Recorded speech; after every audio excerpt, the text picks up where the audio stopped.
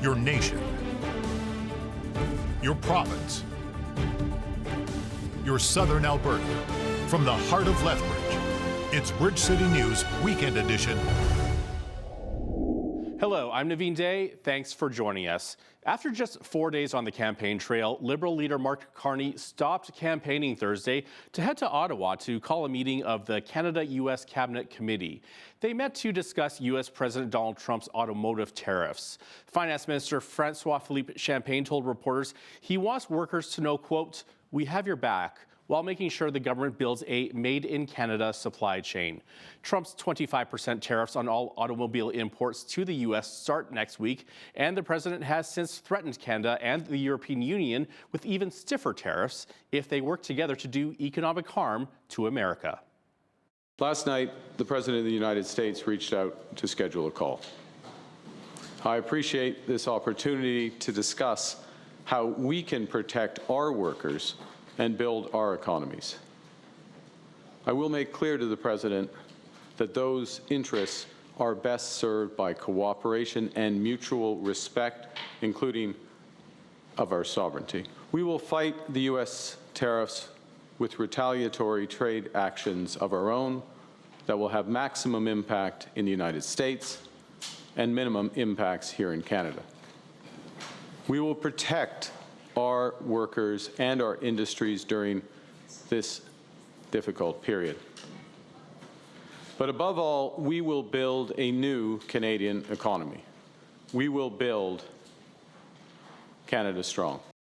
But earlier in the week, Carney campaigned that his government would use revenues from tariffs on American goods to support workers affected by U.S. tariffs. We're acting to protect workers by using every dollar that we collect from retaliatory tariffs to go to workers. We are not changing the transfers to the provinces. We are not changing transfers to individuals. We are proud, and this is a huge difference between us and the Conservatives. Carney also announced a $2 billion fund to protect manufacturing jobs affected by tariffs, as well as a plan to build more auto parts in Canada. Both the Liberals and Conservatives are promising to remove the GST on new homes. The Liberals to the tune of homes up to $1 million in value. But on Tuesday, Tory leader Pierre Poilievre went a step further, announcing he would cut the GST all the way to $1.3 million homes. The day before that, Poilievre promised a tax cut to the lowest personal income tax rate. Canada First Conservatives will cut income taxes by 15% for the average worker or $2,000 for the average couple. This is a tax cut for seniors who are drawing their pension or retirement income. They will pay, on average, 15% less. Poilievre also announced Wednesday that Conservatives would allow working seniors to earn up to $34,000 tax-free, an increase of $10,000 from the current level, while also allowing seniors to keep their RRSP accounts active for an additional 2 years. Meantime, the federal New Democrats are rolling out their tax plan, announcing anyone making less than $178,000 would not pay taxes on the first $19,500 they earn, for an annual savings of $505. NDP leader Jagmeet Singh also announced cutting GST from certain items and ways to help seniors. We want to take the GST permanently off of your monthly bills that are essential, so that would be your internet, your cell phone, your home heating, and take it off of daily necessities like grab-and-go groceries, so like a rotisserie chicken at the grocery store, and children's clothing. And then for seniors and people living with disabilities, we know that the impact of things getting more expensive is going to hit them even harder. So we want to plan to lift up seniors. So we want to double the disability credit, so the disability benefit, and that disability benefit needs to be increased. We want to double it. And then we want to increase the GIS. That's going to help a lot of seniors lift them out of poverty by increasing the GIS. As U.S. tariffs begin to impact Canada's economy, many Canadians are looking at the upcoming election as an opportunity to choose a leader that will stand up to Trump and put Canada first. But according to John Buchan, Tree 3 Consulting CEO and political and business strategist, Trump and his tariffs are not the main election issues. I think the tariff war so far is more about posturing than actual harm. I think Trump's used it well as a negotiating tactic. The reality is, if fully implemented, it would be very damaging to his economy and his markets. So I think he's using it as a good tactic to apply pressure for a better, what he's going to see as a better trade deal. I think the reality is we need to grow our economy. So our biggest problems are actually GDP per capita, slow growth, productivity, wages, housing. So I think that these are the main issues of the election, but I do understand that in the media and the mainstream media and in a lot of the minds of Canadians, tariffs are the number one thing. But again, I think that the best way to stand up to Trump is by growing our economy and making it as strong as possible. So then when we do have threats, we're not so panicked, because in the last 10 years, we've been very, very stagnant. Beijing's ambassador to Canada, Wang Di, says China is interested in stepping up trade with Ottawa as the U.S. continues to pursue a global trade war. Wang says Washington should not force Canada to choose between U.S. and China, because that would further destabilize the global economy. 这我想国际社会应该共同 I think the international community should stand up together against this kind of behavior. We know that for many, many years, Canada has been a champion of free trade and multilateralism. And as you know, China's consistent position is that we advocate trade multilateralism, or what we call economic globalization. So I think at this point of time, all countries in the world, including China and Canada, should stand together to uphold the flag of multilateralism. Last week, in response to Canadian tariffs against Chinese-made electric vehicles and steel, China hit back with 100% tariffs on canola products and 25% on seafood. Currently, the tariffs only affect canola oil and meal, but the CEO of Real Agriculture says they might eventually hit seeds too. You know, we've seen a drop in the price if you look at the futures market or some of the cash bids that are out there.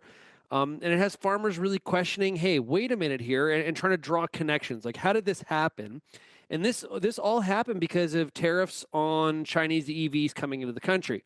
Those tariffs were put on Chinese EVs coming into Canada, basically working in cooperation with the Americans, where there was a real concern about Chinese EVs coming into the North American market through Canada into the U.S.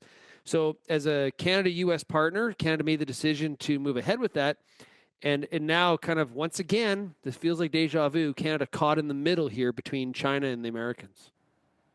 During a meeting with Liberal leader Mark Carney, Alberta Premier Danielle Smith says he told her privately that there would be no cap on Alberta's oil and gas emissions. But now the party leader is saying there will be an emissions cap. To talk more about this and the importance of this federal election is Lethbridge East MLA Nathan Newdorf, who sat down with BCN's Jeanette Rocher. This election is incredibly important to Alberta's economy and to Alberta's future. We have been struggling with a federal Liberal government for many years that continually tries to slow down or stop altogether our oil and gas economy and make it more difficult, continually reaching into provincial jurisdiction, which we tell them time again don't do, and we have to fight them in court, and we inevitably win.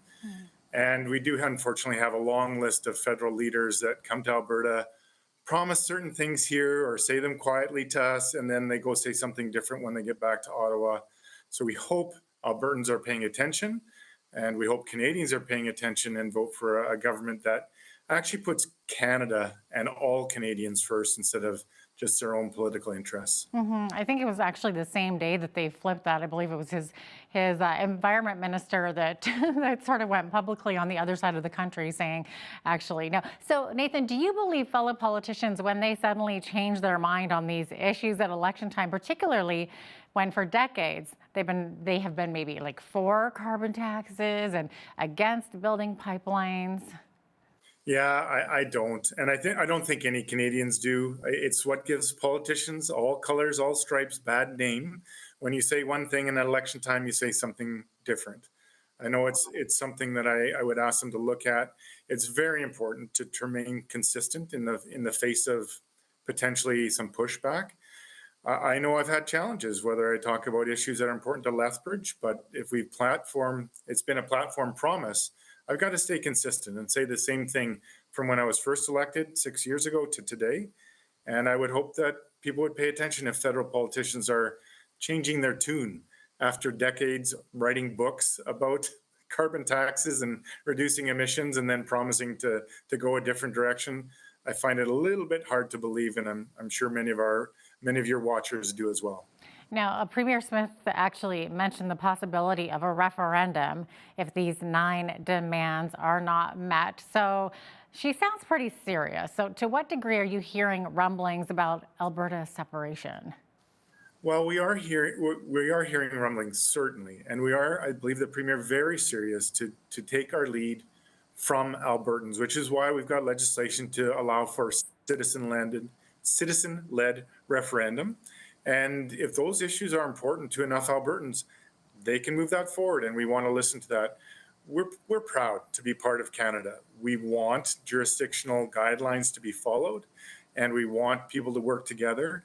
But when Alberta consistently is taken for granted, consistently sees our resources and our wealth transferred to other regions of the country against our wishes and not reinvesting in Alberta, that's hard on the people of Alberta. So we really hope that a government will be elected in Ottawa that works for all Canadians, no matter where they live, and shows that equality that we're so proud of when we wear the red-white flag and watch the Olympics and things like that. Mm-hmm. Yeah, for sure. Very patriotic times these days, for sure. One thing we can't get away from right now seems to be the talk of tariffs, and the tariff wars continue with the U.S. and now with China, meaning that Alberta canola farmers are looking at 100% tariffs. So the Premier had mentioned the possibility of selling canola to oil companies for use in biofuels. What can you tell us about that? Yeah, this is a great initiative. When you're faced with challenges, which will result in a very difficult time selling to one of the largest economies in the world, we have to find other solutions and other answers. And this is one where we think there's a great opportunity. Albertan companies are very innovative. And while, of course, our farmers, ranchers don't want to have to find new markets, they will do what they need to do to continue to make sure that we prosper as an economy. And selling for biodiesel, biofuels, is a great alternative. And maybe it fills the gap for a short period of time, maybe it fills the gap for a long period of time. But making sure that we have diverse avenues to different markets, so we're not restricted when one or two choose to do something like this, I think that's the best path forward. Mm-hmm. Nathan, how well do you think Alberta is positioned to get through a tariff war with the U.S.? Well, we're all going to feel it in many different ways, but I believe that Alberta is amongst the best positioned for provinces. We've already seen our leader do a tremendous amount of work, and at least for now, the promise is that if energy is taxed, it'll be at a much lesser rate than the 25%. And we're hopeful that we can alleviate those tariffs altogether. Beyond that, we've seen a great resilience from our ag industry and other machinery and manufacturing industries.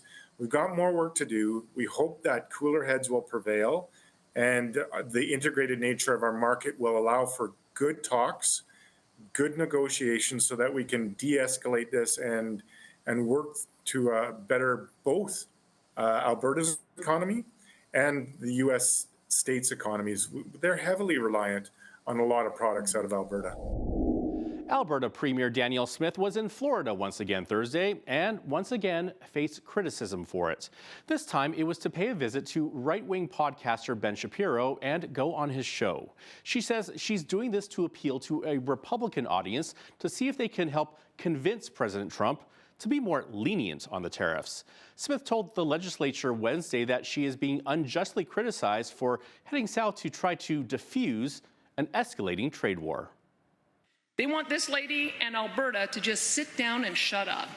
Well, here is my response to that.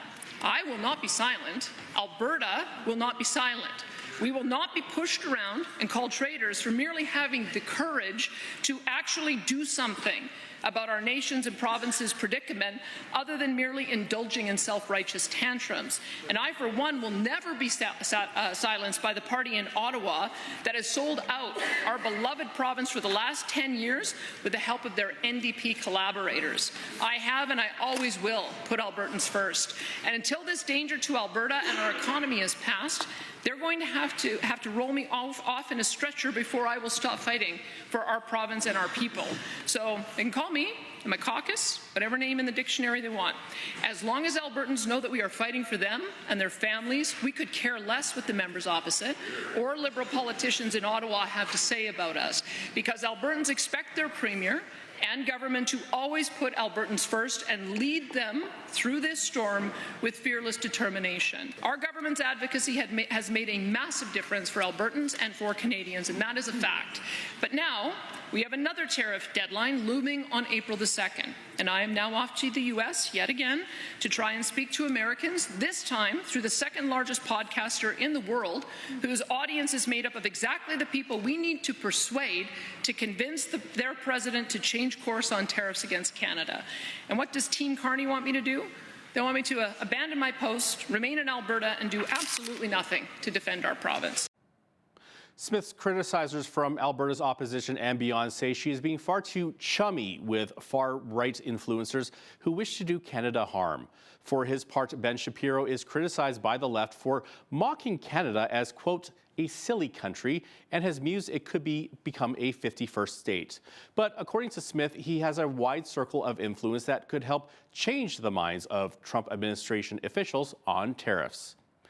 NDP MLA for Calgary Mountain View, Kathleen Ganley, was in Lethbridge and stopped by our studios Thursday to sit down and chat. We discussed a number of topics, including her thoughts on Smith's Florida visit. Let's talk more about Premier Smith's trip to the States. She's going on Ben Shapiro's show, so let me hear your thoughts on that. Well, my thoughts are, so she's not even going on his show. She's going to participate in a fundraiser for him. So, her claim is that she's going down there, to somehow advocate for Alberta, but that's not what she's doing at all. She's going down there to help a right-wing extremist, a known racist, someone who has said that our country, our whole country of Canada, should be annexed and should become essentially a colony of the United States. She's going down to help him fundraise. So that's really, really troubling. And she's spending taxpayer money to do that. I don't think that the average Albertan would agree with that. Ganley also weighed in on the Premier's meeting with Liberal leader Mark Carney and the list of 9 demands Smith made, plus her concerns with the future of the Grassy Mountain coal mining project. Prime Minister Mark Carney and Alberta Premier Danielle Smith recently had a meeting in Edmonton where she made a list of demands that must be addressed within 6 months of the new Prime Minister being installed to avoid a, quote, national unity crisis. Can you tell me a little bit more about this and what your thoughts are? Yeah, I think that our Premier here in Alberta should be acting in the interest of Albertans. And so what Albertans are concerned about is their cost of living, their jobs, our economy here, their health care. And instead what we have is a Premier who spends her time threatening people, threatening national unity crisis. Albertans are Canadians too. And I would say my biggest concern with Smith's position is that, she's threatening and playing politics when she should be standing up for Albertans. Wow. And then the fate of the Grassy Mountain coal mining project, let's talk about that, because that's now in the hands of the Alberta Energy Regulator. So how do you feel the outcome will be, and do you feel it will be a positive outcome? Well, I definitely don't want to presuppose what the AER is going to do, but what I will say is this project is a huge concern. So this is, it exists at all because the UCP went back and forth with respect to the policy on coal, and now they've gone back again. So they've moved one way, they've moved the other way. During the election, they promised, don't worry, it's not going to happen. We're never going to let it happen. And now they've turned around and they've made reg changes. They literally made reg changes while a matter was before the AER in order to ensure that the project could go forward. So I think this is extremely problematic. It's a government that's not acting in the interest of Albertans and that's basically circumventing its own regulatory process. Alberta NDP MLA for Calgary Mountain View, Kathleen Ganley, thanks so much for your time today. Thank you very much for having me. The Alberta government has announced an investment of $800 million over 8 years in a cancer innovation partnership with Siemens Healthineers and the Alberta Cancer Foundation. The investment looks to help replace and update equipment, establish a medical research and innovation fund, and shorten wait times for cancer care and treatment. First, our partnership will ensure the replacement and growth of equipment, software, and maintenance services used in diagnostic imaging. This includes introducing brand new technologies that are more effective and will significantly reduce wait times for patients. Consider this: a new artificial intelligence-enabled treatment unit could shorten the time from consultation to treatment from 2 weeks to 2 hours. With the value partnership in place, visits to emergency departments for oncology-related cases could be reduced by 30%, and wait times between a patient's initial consultation to receiving a diagnosis have the potential to be reduced by 50%. When every second counts, that difference could save lives, and we know it will. Alberta is inviting its residents to participate in an online survey to help inform the implementation of steps the province is taking to strengthen food safety in licensed child care facilities. This is in response to an E. coli outbreak that hit Calgary child care facilities in the fall of 2023. The province responded by establishing an external review panel, and a final report was published in the summer of 2024. The report outlined 12 main recommendations and 27 sub-recommendations. If implemented, some recommendations may also affect the broader food service industry, including food establishments. With less than 100 days until the official kickoff of the greatest outdoor show on earth, the Calgary Stampede announced that Canadian-born country music superstar Shania Twain will be the 2025 Calgary Stampede's parade marshal. Twain is a 5-time Grammy winner with more than 100 million albums sold worldwide. The Calgary Stampede runs July 4th to the 13th. Up next, stories from around southern Alberta. Don't go away.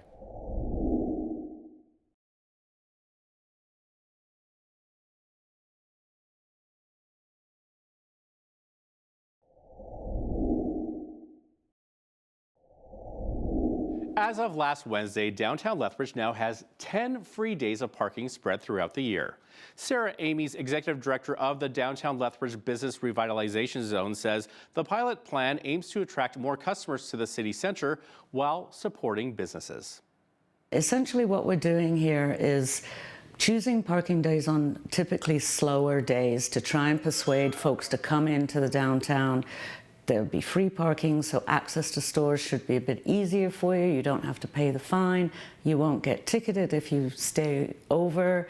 So it's a nice way to encourage folks to come down for some worry-free shopping, if you will. Our first set of dates are the last Wednesday of the month between March and August. 1 day of parking equates to about $5,500 worth of revenue for the city. So they're being extraordinarily generous by providing us with this parking because it's to the tune of about $50,000. It's great. I mean, on the weekends when there is free parking, we notice we have more customers. So I'm hoping that that will continue over when we have the free parking days. They should increase it, absolutely. They're having problems getting people downtown, and more free parking days would mean more people downtown. Amy says downtown customers will benefit from 4 days of free parking in December. And speaking of Lethbridge traffic, motorists may notice a change in the north side of the city. The city is introducing alternating left turn signals along 13th Street North, beginning with the intersection at 5th Avenue North. During one cycle, northbound drivers will get the flashing green arrow to turn left onto 5th Avenue North.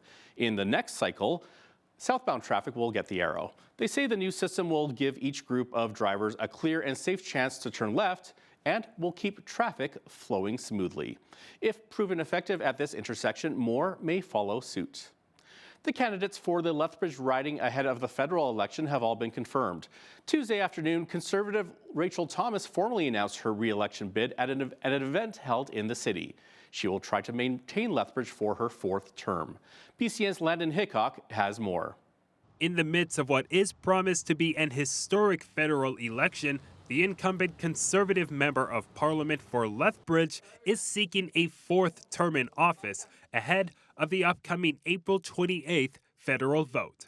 Rachel Thomas hosted her campaign kickoff event on Tuesday in a packed office space of supporters in Lethbridge. In her speech to the crowd, she credited the residents of Lethbridge as motivation to continue running. My upbringing taught me to put people first. My upbringing taught me that I have the ability to make a difference. That if I see something in the world that isn't quite right, it's not someone else's to fix, but rather I have the ability. Thomas will have a notable challenger in the running this year. Former Lethbridge Mayor Chris Spearman has entered the Lethbridge MP race as a Liberal candidate. Additional candidates confirmed in the Lethbridge riding include New Democrat Nathan Svoboda, Green Party's Amber Murray, and PPC's candidate Clara Pitalo. Thomas names the economy, affordability, and energy development and distribution as her top national priorities. I have a strong record of advocating for this community. I want to be a good listener, and I want to be a strong representative in our nation's capital. Thomas has been critical of current Prime Minister Mark Carney and his cabinet, arguing it's no different from Trudeau's administration over the past decade that she says has hurt Canadians. Carney is a new leader, but the party is the exact same. His cabinet is 87% unchanged. So he's brought the same people to the table, the same people who have wrecked our economy, the same people who have prevented LNG from being further developed, who have prevented pipelines from going into the ground, the same people who have made housing unaffordable and totally out of reach for young folks. It's the same party with the same broken agenda that ultimately will break the backs of Canadians. The Lethbridge riding encompasses other surrounding communities, including Coaldale, Colehurst, Picture Butte, Nobleford, and Barons. Thomas will be looking to maintain the riding for the federal Conservatives as it has been since the party's creation in 2003, as well as maintain her office position since her first win in 2015. At the end of the day, it's been 10 years of Liberal mismanagement, and I think Canadians have made it clear that they deserve better. Different is possible, change matters, and it's very much needed. It's time to put Canada first, and that's what Conservatives are promising. For Bridge City News, I'm Landon Hickok. Coming up after the break, BCN's Paul Arthur talks with realtor Anne French with Grassroots Realty about the booming real estate market in southern Alberta and what is causing the rise of house prices. And if you're watching us online, that full interview is available on our YouTube channel.